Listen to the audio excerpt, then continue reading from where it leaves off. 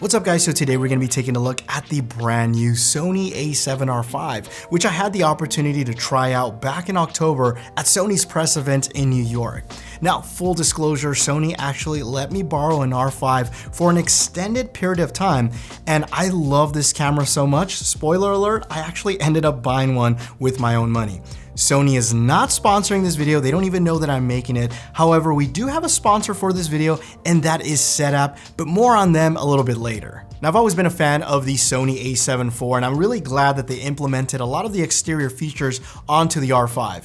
For example, we have a dedicated mode button that allows me to go from photo to video and S&Q mode. And honestly, I really wish that more camera manufacturers would implement this. The next thing I like is this other dial over here that I'm able to lock. So I program this as my shutter speed. And this way, if I need to make sure that I don't accidentally bump it, all I need to do is just push on this button, it locks it into place. And again, I wish more camera manufacturers would implement something like this. But perhaps the biggest upgrade to the R5, or possibly all of Sony's Alpha lineup, is this brand new articulating display that also detaches from the body. This is awesome, and I've said this before even on other cameras that allow you to do this, like the GH6. I love being able to film where you don't have to be in an angle, especially if you're not using an external monitor. Filming in an angle like this to be able to get your composition right is terrible. This is much better, and being able to get low angles with this is even fantastic. I love having a display like this, especially if I'm using a gimbal. It just makes it so much easier to operate. Something else that they've implemented that I hope that we see on future Alpha cameras is they've made the display a little bit bigger. I really like that, especially because they've also taken the software from the FX3, FX30 and implemented it into this camera, which means that all of the information is around the frame as opposed to in the frame blocking things out. Now let's go ahead and talk about some of the incredible features that this camera offers, including some specs without getting too boring. Now this has a 61 megapixel full frame sensor that is capable of capturing some beautiful photos, which we'll talk about more of that a little bit later. Now on the video side, you're able to record 8K video in 24 frames per second, which this is the only Sony Alpha camera that is able to do that aside from the A1, but that's almost twice the cost. Now this has something that we have not seen in any other Sony camera before, and that's 8 stops of in-body image stabilization on the camera.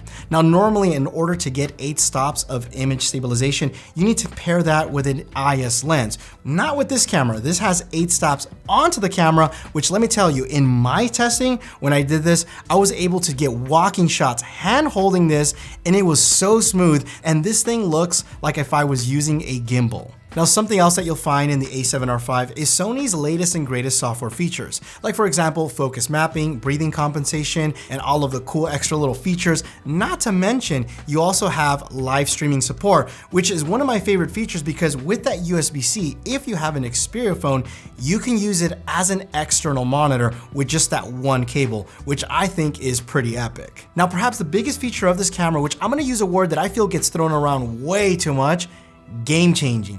The game-changing feature of this camera is the fact that it has a dedicated processor for AI-based advanced autofocusing using deep learning. Now, I know in the past, Canon has had dual pixel autofocus, and I don't wanna make this about Canon versus Sony versus Panasonic or anybody, and truly, I don't care what camera system you use, but we can all agree that Canon's dual pixel autofocus was really the one to beat.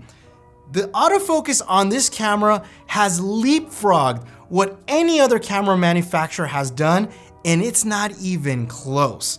Okay, you guys ready? Let me show you. Now, because of that dedicated chip, we are now able to register faces and tell the camera to only focus on that subject. Now, I understand that this tech was already available on other cameras from Sony on the photo side, but it was never available on the video side. So in this demo here, I registered my face and I told the camera to only focus on me. And as you can see, even though Evan was closest to the camera, it still remained focused on me no matter how much he moved. it just focused 100% on me. But this is where things get more exciting, is the fact that this has human pose estimation. What that means is not only does it remember faces, it remembers the way the body moves, hands, arms, legs, torso. So in this demo, I registered Jake's face and I had Evan be closer to the camera. And even when Jake turned around, it still knew that that was Jake. It still locked onto Jake, even though Evan was technically closer to the camera, and it remained focused on Jake the whole entire time. That is incredible. Now I can completely see people using this as wedding filmmakers to register the bride or the groom's face. And you know, in weddings, there's a bunch of people walking around. It will only focus on them. Not to mention, even in like professional applications, if you're doing an interview setup and there's a lot of people walking behind you. You know, sometimes we go to NAB, CES, there's tons of people in the background. But what if I tell it, hey, I'm the talent here, I need to make sure that you only focus on me. I'm telling you, this technology gets me so excited because I cannot wait to see what Sony's gonna do when they implement this type of processor into their cinema cameras. But it's not just faces, humans, or animals that it can track. This goes way beyond that. You can do insects, birds, trains, cars. Speaking of cars, if you're a motorsports filmmaker, the AI tracking on this camera is so damn good. Now I can also tell the camera what not to focus on. So I can deselect things like, for example, a car, a train, a plane, an insect, whatever I don't want it to focus on, and I can tell it, don't focus on these items. If you see a car, do not focus. So if I'm in a busy street and I want to capture the whole scene with a bunch of people crossing by, but there's a car that comes in front, the camera will know, ignore the car, don't worry about it, continue focusing on everything else. Now let's go ahead and switch gears for a second and take a look at some of the photos that I've shot with this camera. Now, I am no photographer or have ever claimed to be one. In fact, for this review, I want to stay away from any specs or any of that like technical stuff or like how fast the shutter is and all that, because that's not my forte.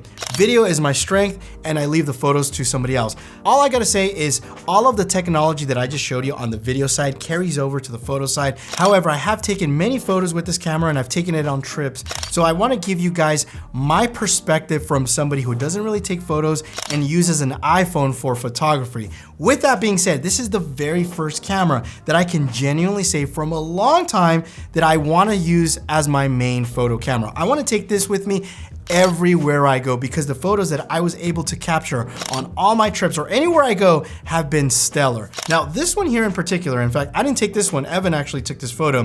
This one here really talks to me because you can see the dynamic range. He was shooting directly towards the sun and you can see even the shadow and the detail, everything about this photo just looks beautiful.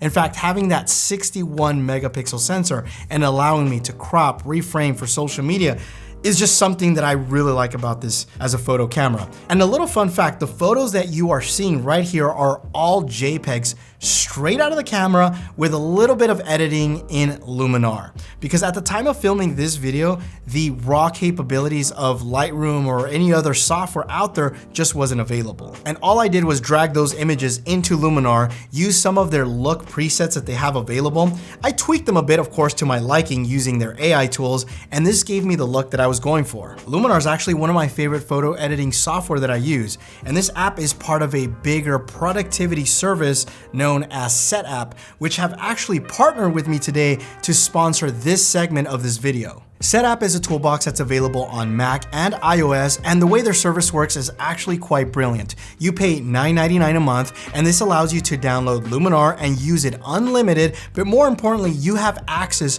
to over 240 premium apps that can help improve your productivity and also day-to-day workflow. And the way it works is super easy. All you need to do is type what you're looking for, and SetApp will suggest the tools that make the most sense. You can also search for specific tasks or apps that you've already heard of. For example, let's say my computer's running a bit sluggish. We've all heard of Clean My Mac, so I can do a search for Clean My Mac, download it, install it to my computer, and that's included in my subscription service. But my favorite is the collections area where they've curated specific apps and bundled them into categories. I found some really cool apps that I use now that didn't even know existed. So instead of paying a monthly fee on a bunch of different apps, use my link down below in the description, sign up to SetApp, you get a 7-day free trial. So test it out. If you like it, if you don't, you can actually cancel, and it's very simple. But trust me when I say this, I think you guys will save a lot of money. Now let's go ahead and talk about some of the weird and annoying things about this camera. Now on the video side, and I don't want to go too in depth on like video specs and capabilities and blah, blah, blah. I will say this, that all cameras, and I've said this before, all cameras from basically all the manufacturers are more than capable, including this camera. The video capabilities on this camera is amazing, and the fact that it can record in 8K is definitely a plus. However, here's the quirks. It is odd because depending on what resolution and frame rate, and if you're cropped in at Super 35, things change massively. Like for example, you get a crop at certain resolutions and then it bends and it gets a little messy. The crop is slight, and I will say none of these are deal breakers to me, but understand that it's a little quirky. And also in 8K, like the rolling shutter is terrible. So just keep that in mind if you're looking to get this camera for video. Again, for me, not a deal breaker. Now let's go ahead and talk about the design of the camera. I'm not talking about the actual layout of the buttons. I'm talking about the physical design of this camera.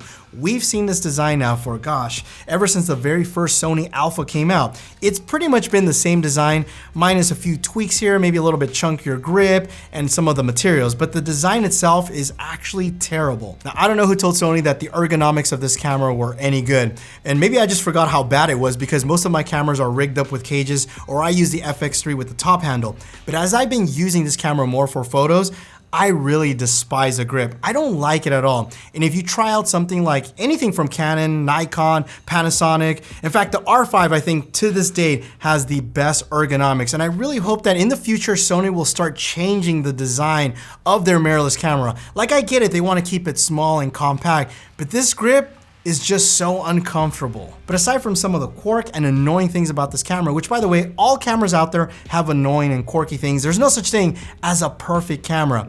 The reason I bought this camera is because Sony is just cramming all of their technology into this camera body. They've taken things from the A1, the FX3, every single camera, the A7 IV, and they're just packing it in. And on top of that, including this incredible AI processing unit that's just like mind-blowing, not only for photos, but also videos. Now, I know people in the comments are gonna say, Armando, what about the R5C or XYZ camera?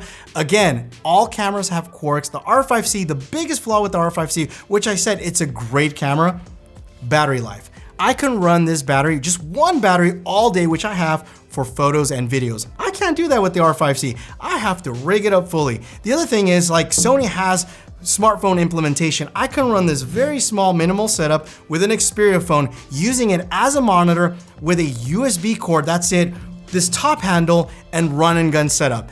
Like, Sony's just throwing all this stuff out there, and honestly, I love it. Anyway, guys, if you guys enjoyed the video, give it a thumbs up. My name is Armando. Thanks again for watching, and you will catch me in the next one. Adios.